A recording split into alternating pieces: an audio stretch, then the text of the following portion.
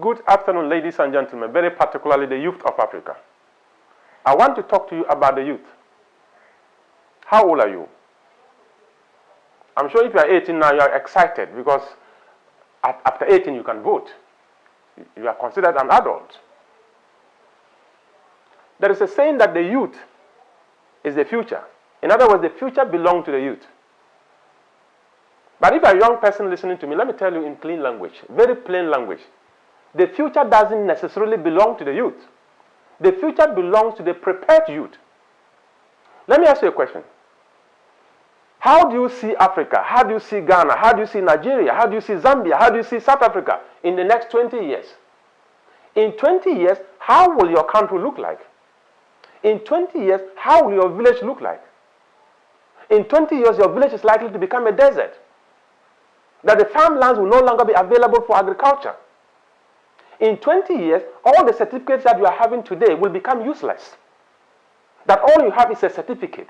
Your certificate is not enough for you to make life worth living. In the next 20 years, what are the opportunities available? Can you analyze to understand what is coming in the next 20 years? And can you project to put yourself in that 20-year period to find out whether you are fitting into the system?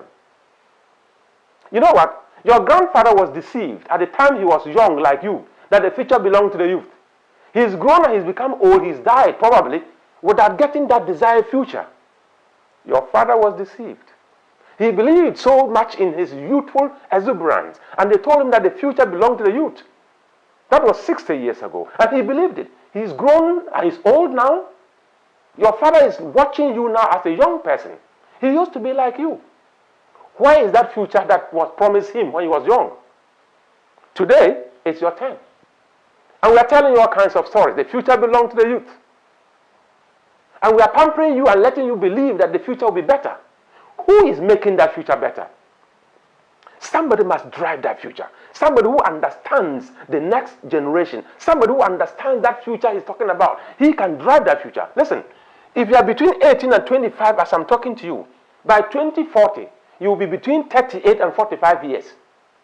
If at the age of 25, you've completed university 2-3 years ago and you are roaming around looking for a job, you've written all the applications that you can write.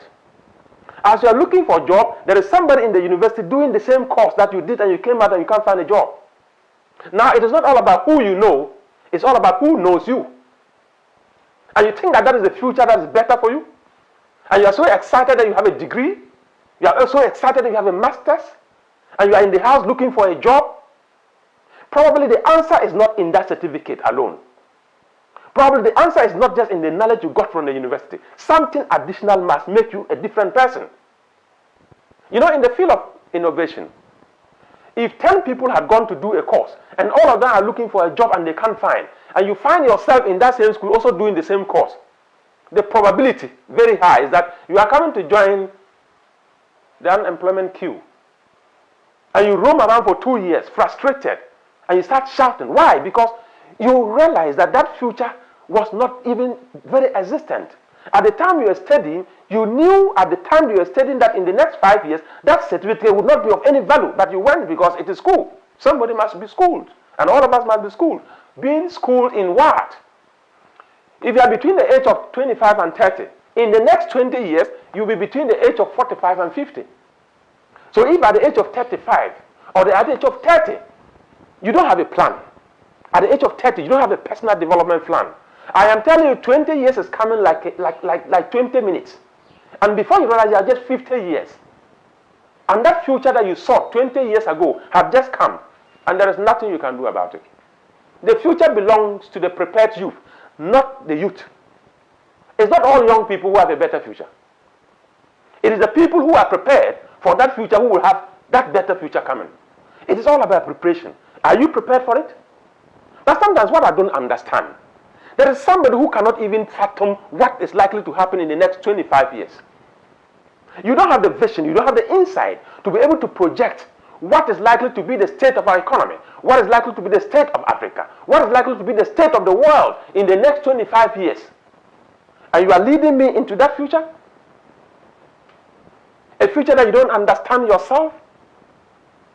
I am saying that your grandfather was deceived with a wonderful future. He never got it. Your father was deceived to be a wonderful future. He never got it. You are in the same boat again. Many of your friends who are elderly have run away from the country. They are in search of greener pastures elsewhere. You are running away from the gold. You are running away from the timber. You are running away from the manganese. You are running away from the oil. You are running away from arable land into a land where there is nothing to do apart from going to clean somebody's office. This is the level of insanity that we have gotten to. A very rich continent with very poor people. What is wrong with us? We are rich naturally. We have everything in this continent. But what we require is the human capital. That capacity to transform the continent requires some level of leadership, some selfless leadership, some transformational leadership, some leader with the kind of insight to be able to fathom and project into the future. Nkrumah was looking into the next 50 years. People didn't understand him. They thought he was mad.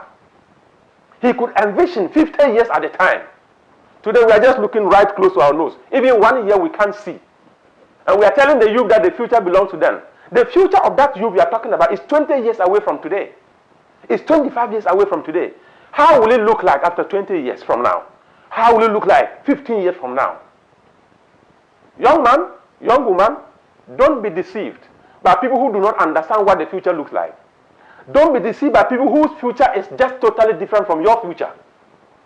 Can you share your future with somebody who understands you? If I am not going to be in that future, and I don't even understand that future, why are you following me? I cannot lead you into a future I can see. Don't be too excited. Many have gotten futures in the past that never materialize. Your own future may never materialize if you don't rise to the occasion and realize that times have come. And you need to do something different from what your grandfather did, different from what your father did, so that you can have that better future that you are seeking for. The future of Africa, the future of your continent, the future of your country, your own future belongs to a well-prepared young man watching me, a well-prepared young woman watching me. It doesn't just come. It's not on a silver platter. The future of Africa belongs to the young, prepared African youth. Thank you so much.